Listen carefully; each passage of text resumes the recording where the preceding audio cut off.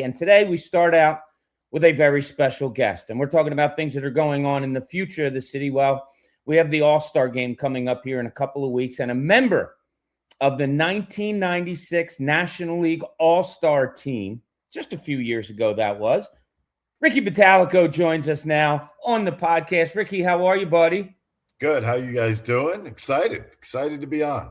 Good. We're so glad to have you. Ricky, of course, of Unfiltered on 97.5 The Fanatic, afternoon show there, and pre- and post-game show on NBC Sports Philadelphia. Ricky, I mentioned, and we may have a clip that we need to show, you were a 1996 All-Star, the only Philly to represent the team that year. Let's show this little clip of you back then, Ricky, because you haven't changed all that much at all.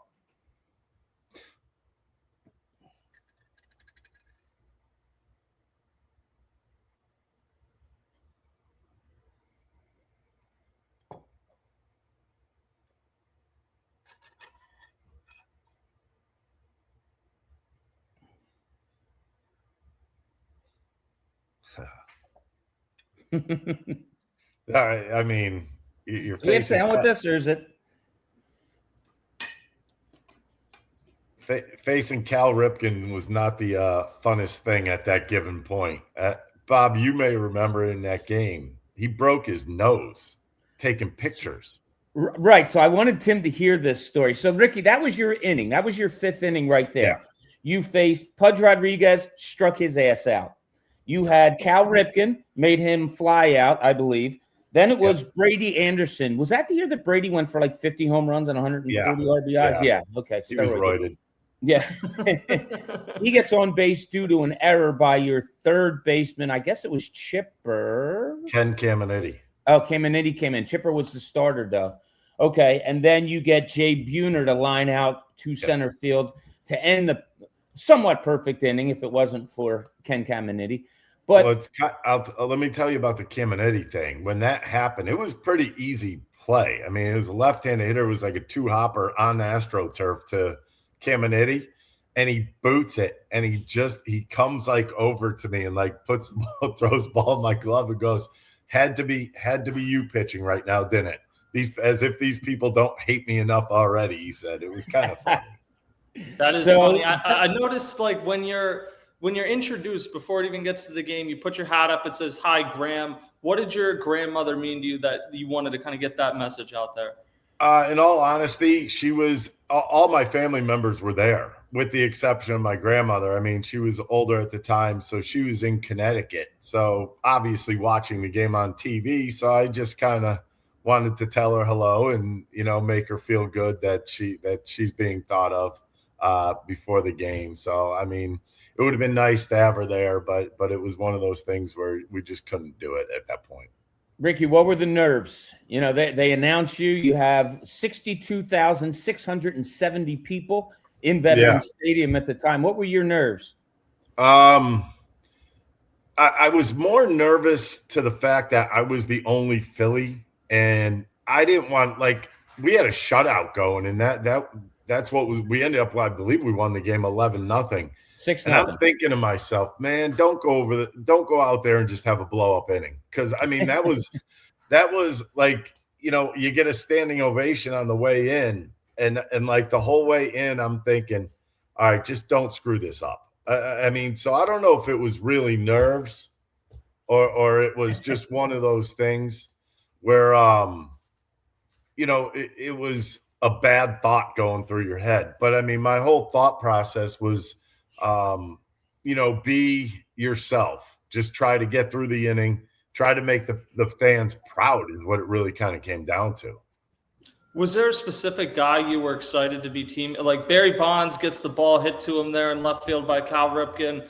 You go through those teams, and maybe it's because it was a steroid era, but I feel like the All-Star Game rosters back then, like every player at some point hit 40 home runs in their career. Yeah, there were a bunch of big guys. I will tell you that much. I mean, you look at that lineup. I mean, Pudge, he's a Hall of Famer. You look at I guess the one guy that you would say something was like Jay Buhner, but he was one of the best hitters in baseball. I mean, this guy could rake.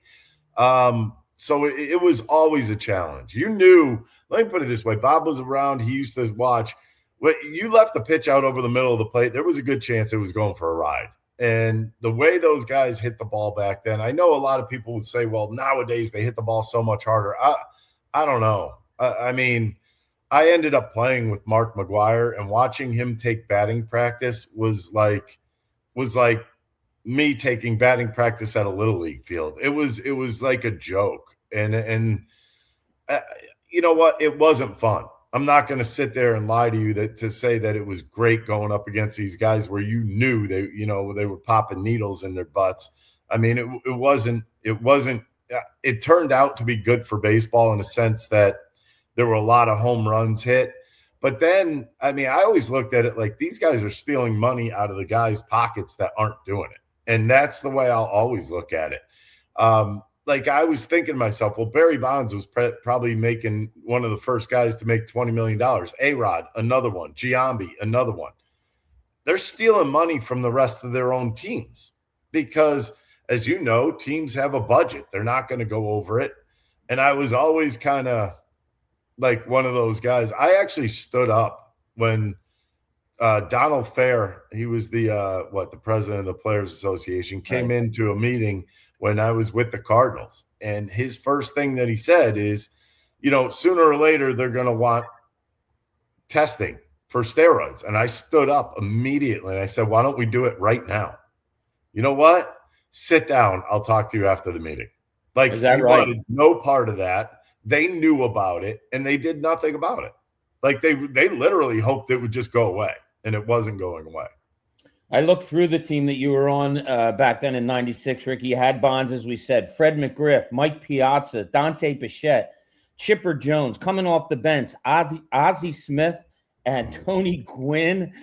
So that's one of the questions I wanted to ask you leading up to this, Rick. What was it like walking into the clubhouse or wherever you walked into where you were all first assembled to see these guys? Not that you're not, that you didn't belong, but that had to be pretty cool. Well, it was different. I mean, you got to understand. I mean, 4 years before that, I'm playing in a beer league in Connecticut. I mean, and to be an all-star, it was something you dream about as a little kid. I think if you played baseball, you dreamt of getting to the big leagues, being an all-star. And it was just one of those things where I'll never forget, I walked into our own clubhouse on the home run derby day. And right as soon as you walk in is a table, and there's Maddox, Glavine, Smoltz, Wohlers, and Chipper all playing cards at our table. I'm like, you got to be freaking kidding me. These are the first guys that I have to see. And the worst part is I walk in, I take my normal right-hand turn where my locker would be, and they move my locker. Does that make any sense to anybody? Violation. Yeah, they moved my locker. Well, I had a big locker at that point. So it was kind of like they probably used it just for storage in during that time period. But it was different. I mean, you go in there, you're seeing Barry Bonds. You knew you were in the middle of greatness. I mean, Pedro Martinez. It was pretty cool. I think I felt, I wouldn't say left out. I just felt a little indifferent that I didn't have a teammate there. And, you're looking around. And it was pretty odd because me and Jason Kendall were two of those guys, and we ended up just kind of hanging out during the home run derby and during the game because let's face it, I mean, when you go up against I hated them. Like I couldn't stand them back then, and I ended up being a teammate with Tom Glavine down the line, but you just had that edge where you just were like, this doesn't feel right. Them in my locker room and taking over the locker room, but it was I was a little bit in awe. I'm not gonna lie. In my opinion, I think that's how you should be. You know what I mean?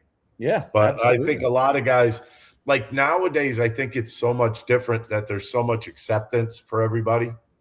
Back then, it was like you earned every step you went. But when you were a rookie, you had to earn it to get to that second year, and it never really ended.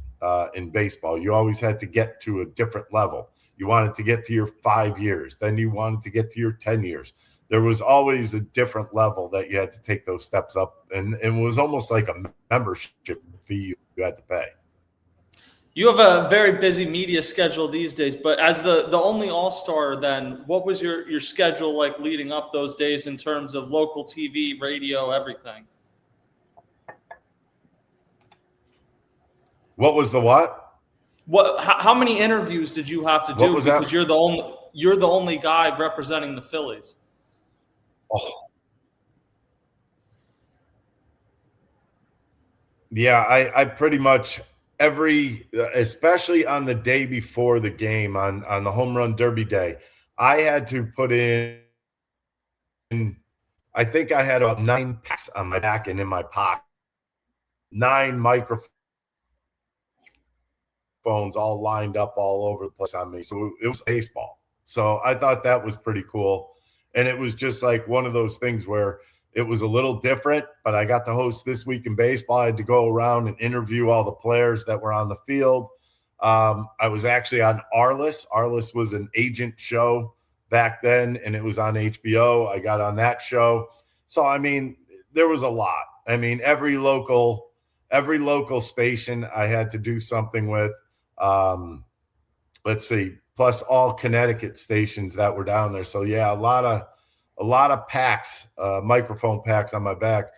The one thing that was the toughest thing about it is that I had to sign, like, this was no joke. We had these things in the clubhouse. They were the laundry baskets that everybody would throw their clothes in every day for 2 months. I had to sign autographs on baseballs for the season ticket holders for 2 months of those baseballs. It was hell. Some would call it heaven, others call it hell. But Ricky, you mentioned when we brought you on, and Tim might not know this story, and some of our listeners out there being younger might not know this story. Cal Ripken was in the middle of his consecutive game streak. Okay, I believe it was the day before the All-Star Game, right? That it was the Monday. Mm-hmm. So, Tim, They're doing team pictures, and maybe you know this story. The American League lines up to do their pictures, and Ricky, I'll let you take it from here. I don't know if it was the day before. It might have been that night. Oh, really? It was the Tuesday? Because I know it rained, and the things we were standing on were a little slippery. I do remember that, and he fell, and I think it was Hernandez, right? Hit him right in the nose and broke his nose. And I will say this much. We didn't know if he was going to play in the game, but he ends up going in there. And the only thing I could think of is don't hit this guy. I mean, can you imagine going in there and hitting him in the hand, breaking his hand or something? That's why I kind of threw it over the plate, because normally he's a guy you would get in on. And I was like, I'll just kind of throw it middle in, give him a chance, but not a good chance. But yeah, it was a bad thought process going through your head, because you were like, I don't want to be the one in an exhibition game to blow him out of the water and then everybody hate you in baseball forever. Tim, can you imagine how Philadelphia would have reacted if Cal Ripken lost his consecutive game streak because he slipped off of a bench getting a picture taken?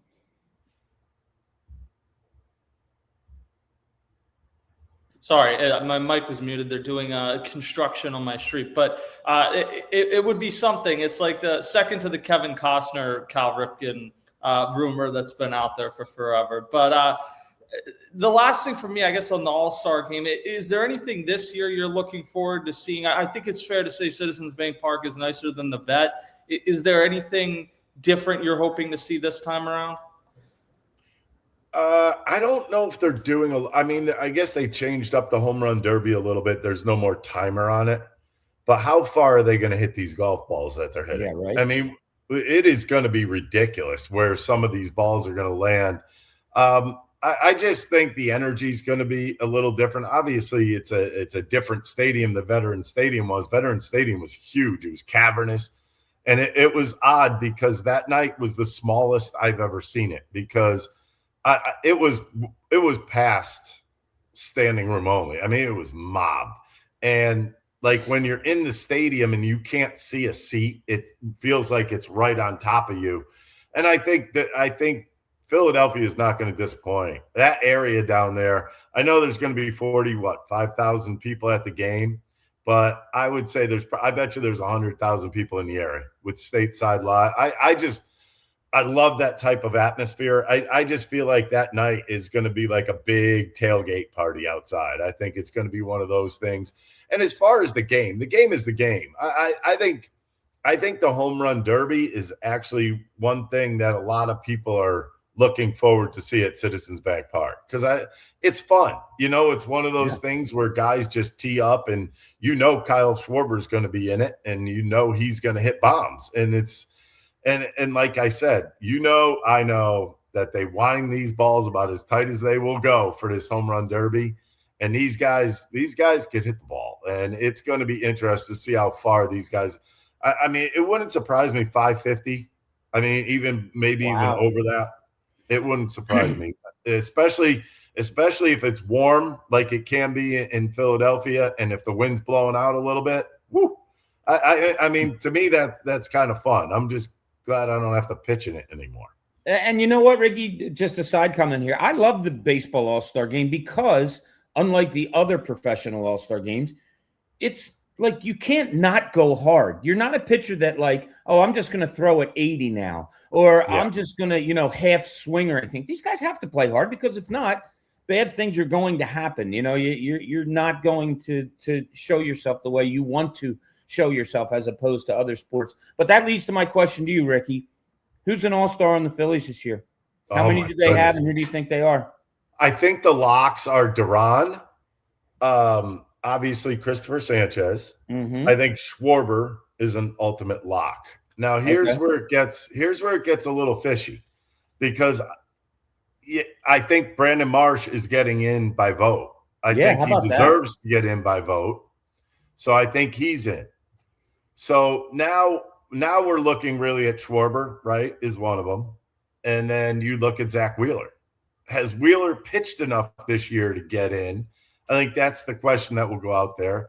And I think Harper gets in because it's in Philadelphia.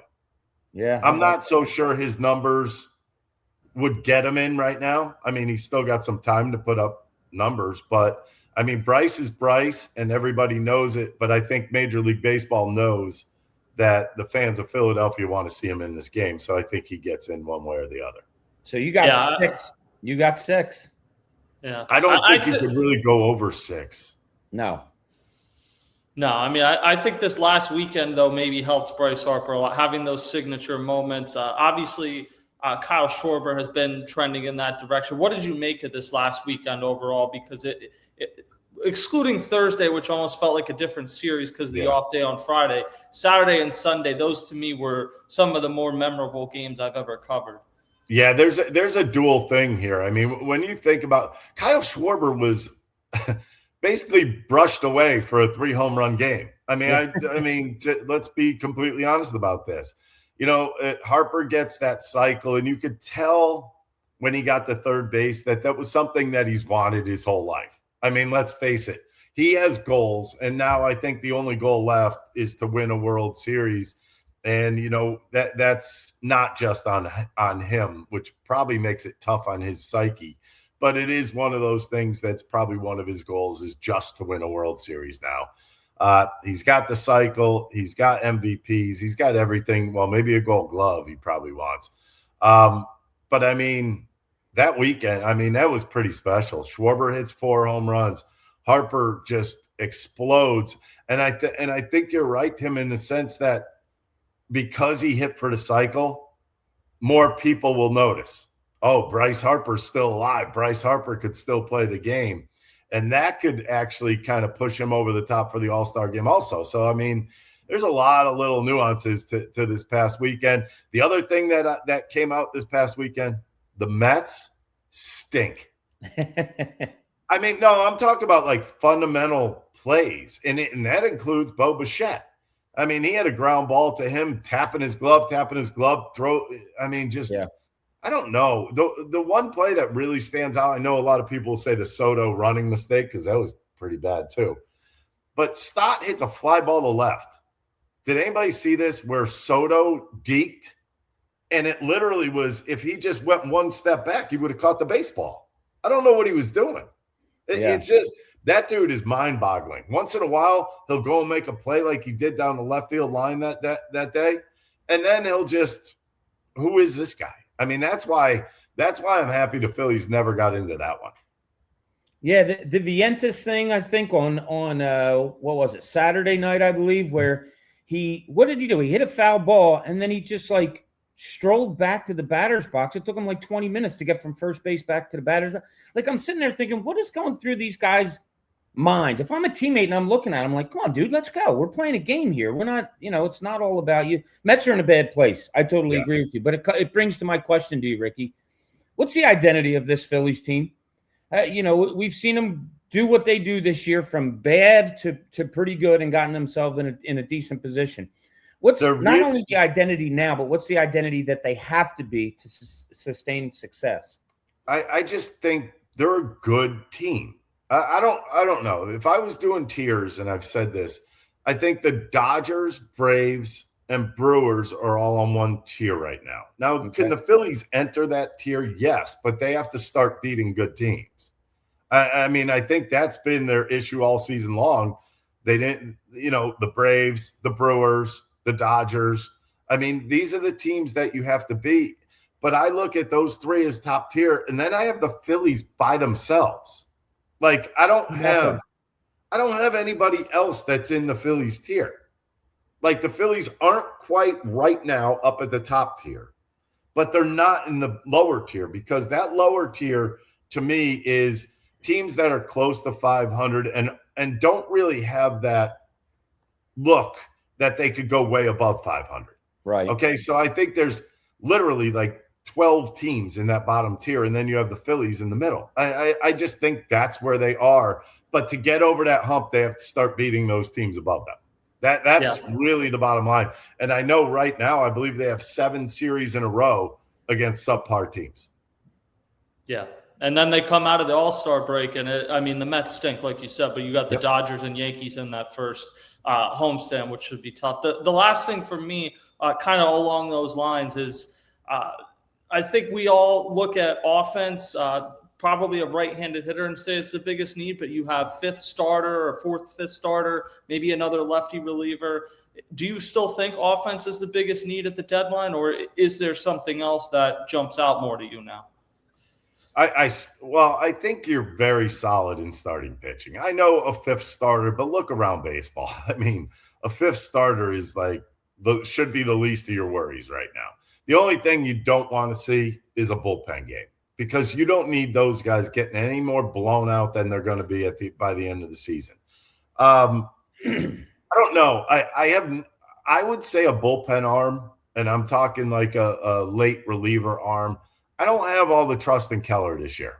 I just, they always say the relievers go back and forth. They have a good year, bad year. I don't think this is his year. I just think the inconsistency level is way too high. And I don't know if they want Orion Kerkering to be that guy. Yeah. I just don't see it. Like somebody goes down, it's not like they throw Kerkering right into that spot and have him sit in that spot. So I have my questions about why they don't want to do that. So I think a bullpen arm is important. I mean, is one right-handed bat really going to change the lineup? I'm just being honest. Look, you have Kyle Schwarber, you have Trey Turner, you have Bryce Harper, you have Alec Boehm, who's been swinging the bat better. Stott's been swinging better. Marsh is one of the best hitters in baseball. That's 6 guys. I don't know what more you really need. I know it's a complaint that we could have all we want. They can't hit lefties. They have proven that time in, time out. Well, at least left-handed starters. And there was something Don Mattingly said last night that kind of piqued my interest. And if he was talking about the left-handed starter, Griffin, last night for the Nationals. And what he said was change speeds a lot. And then at the end, he said, well, you know what? He pitched. That tells you a lot about what could beat the Phillies, doesn't it? Yeah. It tells you if you're able to change speeds and go in and out with the baseball, which is what pitching is. It tells you a lot. That's coming from Don Mattingly. Yeah. So, if I were like he was basically saying, well, they don't throw hard. They just knew how to change speeds and keep the Phillies off balance. I don't know if he should have said that. Well, lesson to be learned there too. All right, Ricky, last thing for you. It's been years since you were an All-Star. Been a little bit. A little bit. What's changed about the game for the better in your eyes? And what's changed about the game that you don't like so much? I have a feeling I know one of the answers. The speed of the game would be a number one. Okay. I like that I never would have used the pitch clock. I mean, it would probably get down to 8 at the most because I was fire away type guy. I don't like what has changed the most. I think hitters have changed in a sense that I still think that analytics has told them what to swing at. Like it was interesting because they were playing the Marlins last week. Jose Alvarado was in the game, and it was like a 2-2 pitch, and the ball ended up about 3 feet outside, and the hitter swung like it was a fastball. And I started thinking to myself, I know what they do. I've heard from players that they're told what pitches to look for. But I like the way a Brandon Marsh approaches hitting because when you look at him, I call him a little old school because what he does is he hits to all fields and he'll take what the pitcher gives him. That's the difference in the hitting. But I think like overall game, what I would change, I gotta go with the challenge. I think the challenge should not be waiting for a computer or a monitor to tell you what happened. I think just like in football, when they see it with the naked eye, the manager should have to throw a flag out immediately, or else they don't get a replay. Because doesn't it kind of seem like, oh, wait a minute, this could be minuscule. Give me remember Gabe Kapler? Oh, yeah. I mean, constantly Gabe Kapler, every play. I just think that they should have to be accountable themselves that they're watching the game. And if they think they're right, throw the flag. That's what I think. I know you've had complaints about the pitching gun also. Real quick well, answer. It's proven that it's not. It is miles per hour, but it's arms. They're measuring arm speed. Right. So Ricky Bottalico in this day and age would throw. I don't know. I've seen people who have posted my stuff side by side to Jordan Hicks, and his pitch was either 102.9 or 103 point something, and my ball is equal to it. There it is. The flame. But that doesn't mean like anything. It just means that obviously I think what Major League Baseball wants is to see big numbers. They want fans to see big. No, let's face it. I see somebody throw 105 miles an hour. My eyes are popping out of my head. Sure. I mean, Mizorowski, are you kidding me? But that dude does have some gas. Yeah. I mean, his ball jumps. And you know what, Tim, you're around the game all the time. You could see it. Like you could literally see it, especially if you're down near the field. If somebody's really, really throwing hard, you almost see the ball jump to home plate. So, I mean, your eyes don't deceive you. If you watch Aroldis Chapman pitch in person or Jacob deGrom when he was at his peak, like there's a difference.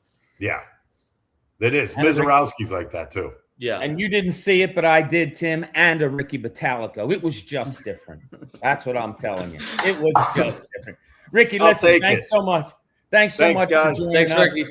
We will be watching you, listening to you, all the things you do on the media in Philadelphia, and we'll see you down the ballpark real soon. Thanks, guys.